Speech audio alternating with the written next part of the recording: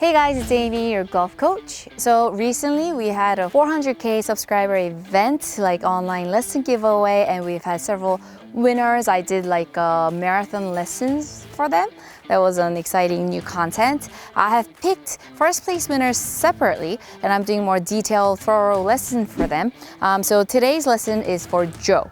We've briefly talked about Joe's swing, that his setup isn't that athletic. His knees are a little bit too bent, and then his back is a little bit round. So it's not athletic enough where you're engaged from the start so you can create a lot of power. That plus, he was mentioning that his long clubs were kind of missing to the right, and I noticed he was pretty armsy. He was like lifting up with over swinging, and then he was using the arms go through, so the arms never really fully extended in the downswing. I've asked him to watch 2 videos before we got to this lesson. It was the beginner series number 1 setup lesson, number 2 the body motion lesson. It might be a little bit too basic, but those 2 were probably the most effective lessons for him to watch at this point. It could be because he was so armsy with the swing.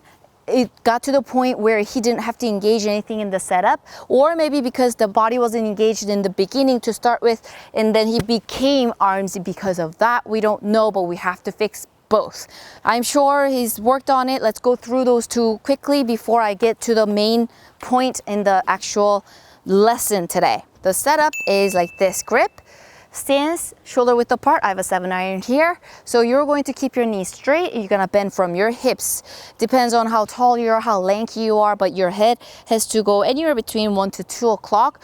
Boom. At this point, you're gonna be like tippy-toeing, like falling over just any minute. We're gonna go ahead and bend our knees and press into the balls of our feet. So we're not just bending our knees for the look. We're actually engaging our thighs, our glutes and core by pressing into the balls of our feet. So we're like ready to create power, right?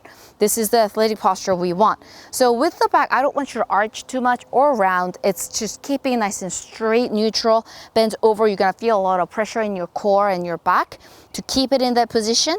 So that way we're really getting the core and thighs and glutes into your power, which is great.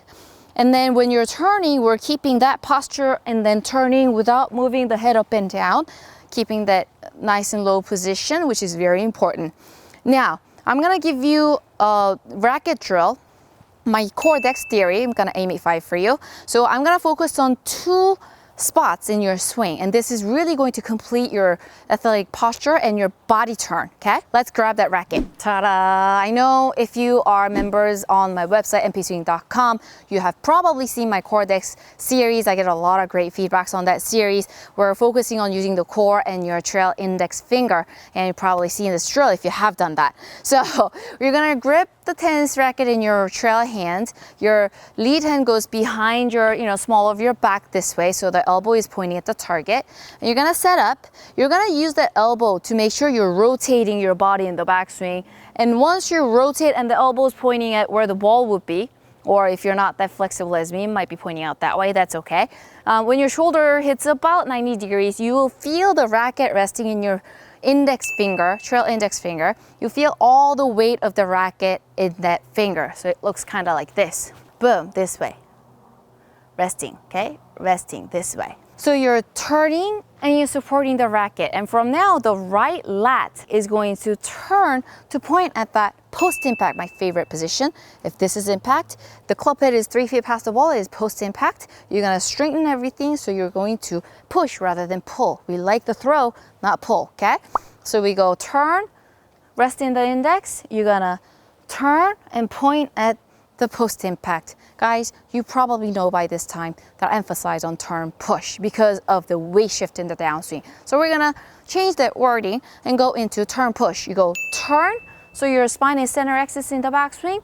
You feel the club supporting in your trail index, and you're going to push with your right lat. Boom, push. So the left leg becomes the center axis in your swing now, so you can really extend that arms through. So it goes turn, support, push, point. Turn, support, push, point. these 2 points are really gonna get that body turning beautifully. That's the very final movement to tie everything up. You're not gonna have the overswinging. You're not gonna have to use your arms to pull that overswing through.